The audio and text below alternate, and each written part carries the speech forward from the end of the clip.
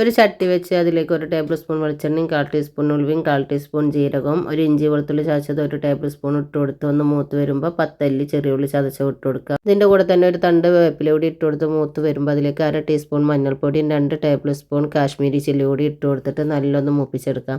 അപ്പോൾ ഈ പച്ച സ്മെല്ലൊക്കെ പോയി നല്ലൊന്ന് മൂത്ത് വരുമ്പോൾ ഇതിലേക്ക് ഒരു തക്കാളി ചെറുതായി കട്ട് ചെയ്ത് കൂടി ഇട്ട് കൊടുത്തിട്ടുണ്ട്. ഇത് നല്ലൊന്ന് മിക്സ് ചെയ്തതിന് ശേഷം അടച്ച് വെച്ചിട്ട് ഇതൊന്ന് നല്ലൊന്ന് വേവിച്ചെടുക്കാം. അപ്പോൾ നല്ലൊന്ന് വെന്ത് വന്നിട്ടുണ്ട്. ഇനി ഇതിലേക്ക് ഒരു 3 പച്ചമുളക് ഇട്ട് കൊടുത്തിട്ട് നല്ലൊന്ന് മിക്സ് ചെയ്യാം. പിന്നെ ഒരു നെല്ലിക്ക വലുപ്പത്തിലുള്ള പുളി പിഴിഞ്ഞെടുത്തിട്ട് അത് ഒഴിച്ച് കൊടുത്തിട്ടുണ്ട്.